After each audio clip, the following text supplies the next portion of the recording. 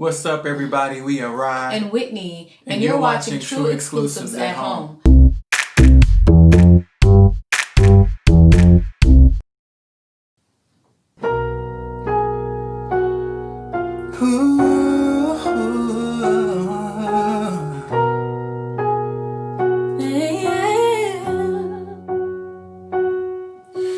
You may feel weak now.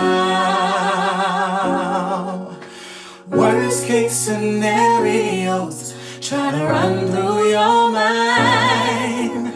Loneliness can crowd the biggest of spaces in the fastest time, but you are stronger than you know, because it's not your strength alone. So take it breath by breath, second by second, each moment and minute in view,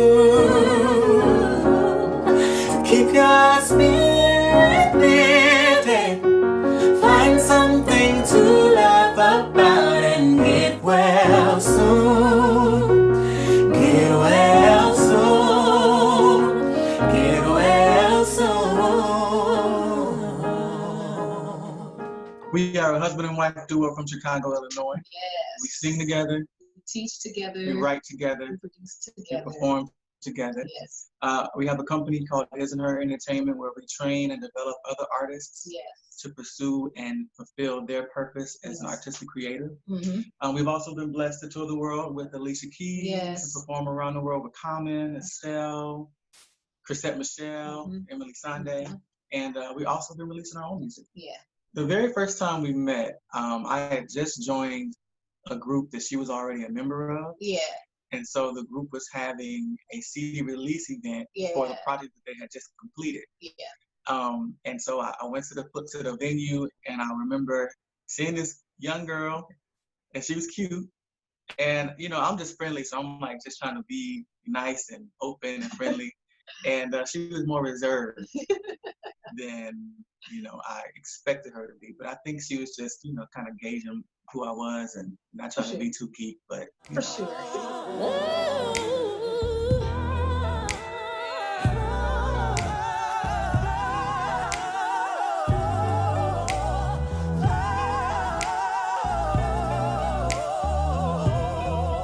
Working with Alicia has been such a blessing because she is one of the most down to earth and grounded celebrities I feel like we work with and have worked with. I love the fact that she gave my husband the freedom to be himself and not compare him to the last male vocalist that she had, which is they're two totally different singers, and then gave us a space to create a sound for her. We are always arranging the live vocals for the background vocals for live like award shows and tour, and it's sharpened us in our creativity. And my coworker told me about auditions. Now the auditions were actually supposed to be private, just recommendation only, but somebody leaked it on social media, on MySpace, so a whole bunch of people found out about it, and it was about 500 people outside. And we were standing in line for hours and hours and hours and still didn't even get to audition because they shut it down because they didn't expect that many people to come. Yeah. So the building was shut down. They didn't shut it down until we got to the front. Yeah. We were next. We were literally about to turn the doorknob.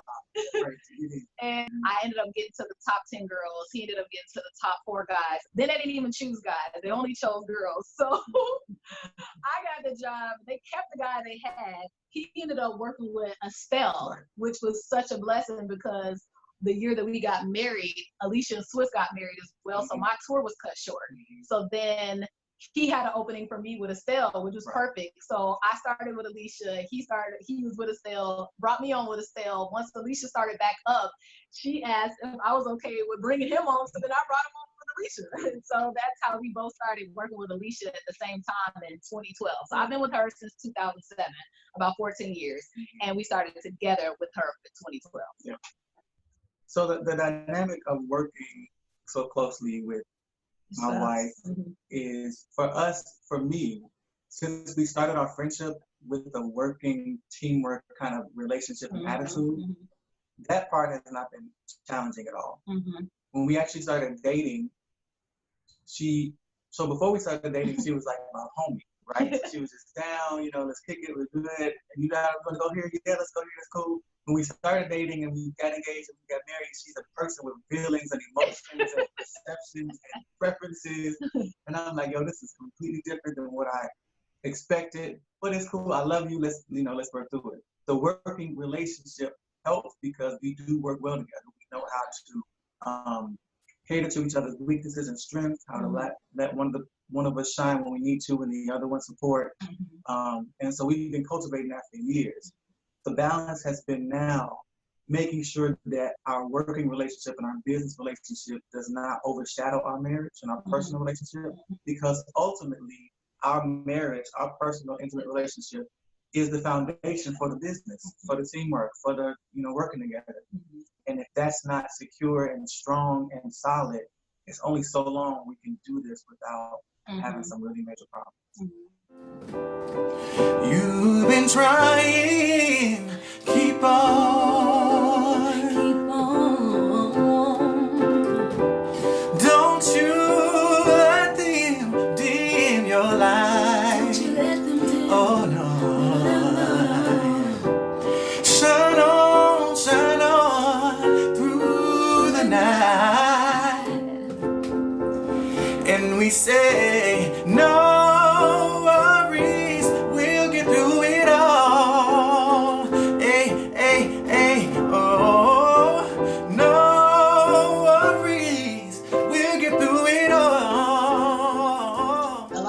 Anxiety and depression, what we realize, comes from uncertainty of identity and having proper perspective of each season.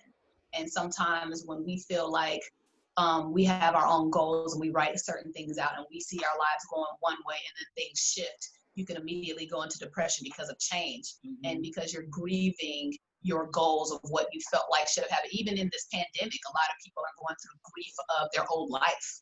And it brings on depression, anxiety, and then they're trying to figure out ways to cope and to have peace and to be calm because things have changed so much and their expectations aren't met from their own lives. And I think that's what opens up those doors of anxiety and depression, is not having that proper perspective of this time.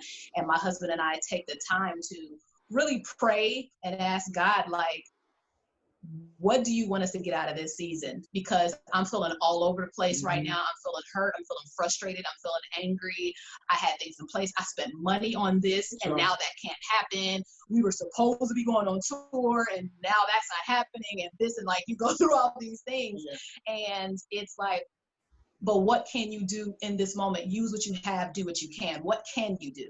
Like, instead of focusing on what hasn't happened, what isn't happening, you're still alive. So what can you use in this moment to not push yourself into striving and comparison, because that only expands or deepens this weight of anxiety and depression?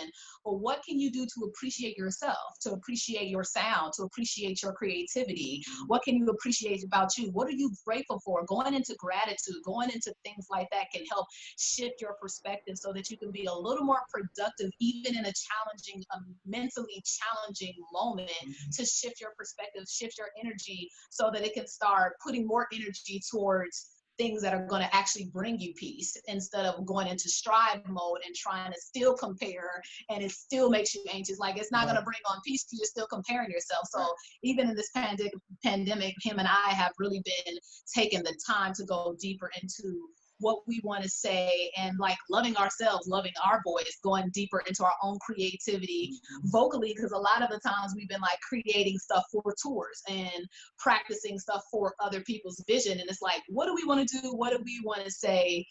How do I want to sing it? I know I've had a certain voice for particular tour moments or award shows, but how do I want to sing our song?